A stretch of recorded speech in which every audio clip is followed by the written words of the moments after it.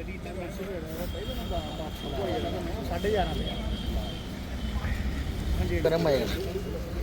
मजे कन्नै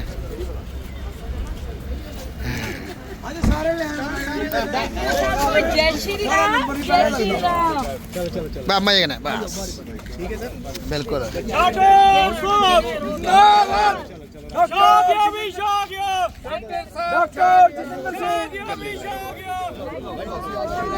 गोपाल जी सामने सामने मजे कन्नै चलो चलो मजे कन्नै। डॉक्टर साहब को जय श्री राम। जय श्री राम जय श्री राम। डॉक्टर साहब को जय श्री राम। जय श्री राम जय श्री राम।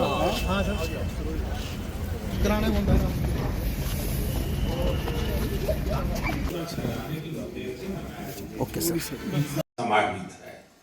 मुझे देखकर अच्छा लगता है कि कितने ही लोग निस्वार्थ भाव से भारतीय संस्कृति के संरक्षण और इसे सजाने संवारने के प्रयासों में जुटे हैं। आपको ऐसे लोग भारत के हर हिस्से में मिल जाएंगे क्षेत्र में काम कर रहे हैं। जम्मू कश्मीर में गांदरबल के मोहम्मद मानशाह जी पिछले 3 दशकों से गोजरी भाषा थे। इस तरह की चुनौतियों के बीच उन्होंने मास्टर्स की डिग्री हासिल की और ऐसे में ही उनका अपनी भाषा को संरक्षित करने का संकल्प दृढ़ हुआ। संस्करणों में सहेजा गया है। इनमें कविताएं, उन्होंने कई किताबों का अनुवाद गोजरी भाषा में किया है। साथियों, अरुणाचल प्रदेश में तिरक के शुभ अंक से हो तो इससे अच्छा भला क्या होगा। मन की बात भले 3 महीने के लिए रुक रहा है, लेकिन देश की उपलब्धियां थोड़ी रुकेंगी। इसलिए आप मन की बात हैशटैग के साथ समाज मन की बात के अब तक के एपिसोड में से छोटे छोटे वीडियो YouTube शॉर्ट्स के रूप में शेयर करना चाहिए। बने रहिए और याद रखिएगा, मेरा पहला वोट देश के लिए। मैं देश के इन्फ्लुएंसर्स को भी आग्रह करूंगा, चाहे वो खेल जगत के हो, फिल्म जगत के हो, साहित्य जगत के हो, दूसरे प्रोफेशनल्स हो या हमारे इंस्टाग्राम और यूट्यूब के इन्फ्लुएंसर्स हो, वो भी इस अभियान में बढ़ चढ़कर हिस्सा लें और हमारे फर्स्ट टाइम वोटर्स को मोटिवेट करें। जैसा कि अब आज हमने 110वां ये अंक सुना मन की बात का। सबसे पहले तो मैं ये कहूँगा कि अद्भुत किस्म का प्रयोग, दुनिया में अपनी तरह का पहला। इससे पहला मुझे नहीं लगता कि कभी इस प्रकार का प्रयोग हुआ है कि किसी राष्ट्र के मुखिया ने, देश के मुखिया ने इस प्रकार से प्रति मास अपनी जनता को संबोधित करने का फैसला किया हो।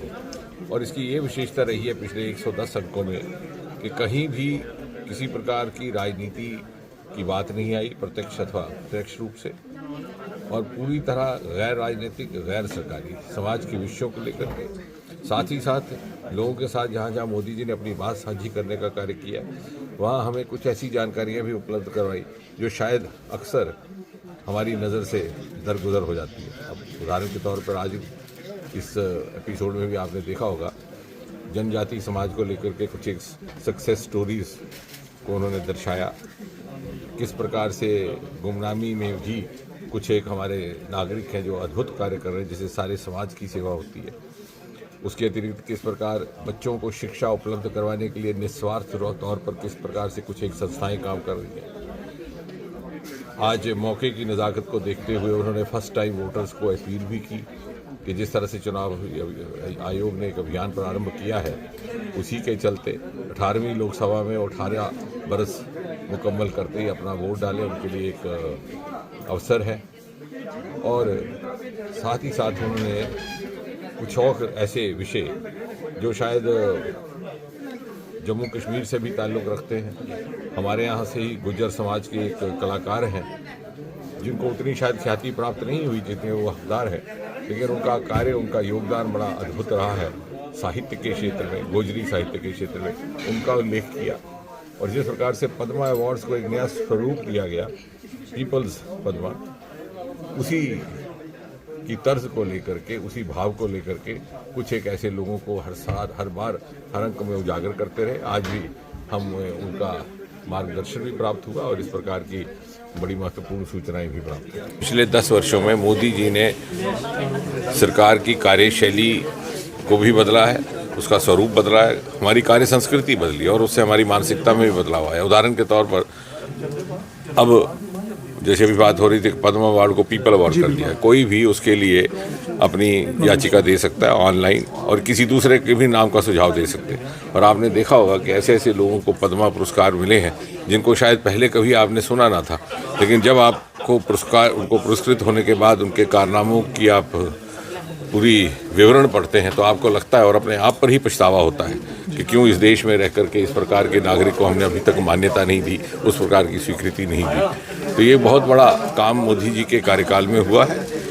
लोगों तक जहाँ जिसकी आवश्यकता थी, जिस चीज़ की, वहाँ पहुँचना, जो उसकी कोताही रह गई थी उसकी पूर्ति करनी, राजनीति और वोट की देख रेख से ऊपर उठ कर। मोदी जी की इन सारे प्रसारणों में ये भी खूबी रही कि हर वर्ग के साथ उन्होंने कनेक्ट करने में सफलता हासिल की है। जैसे आपने स्वयं कहा कि युवा वर्ग को लेकर के एक नया विचार दिया है कंटेंट क्रिएटर का, और अक्सर हमारे युवा स्मार्टफोन को लेकर के उसका उस प्रकार से उपयोग नहीं करते जिस प्रकार से होना चाहिए, या मैं कह सकता हूँ कि सदुपयोग नहीं होता या पर्याप्त उपयोग नहीं होता। ये क्रिएटिविटी का भी एक माध्यम बन सकता है और आगे चल करके जीविका कमाने का एक स्टार्टअप माध्यम भी बन सकता है।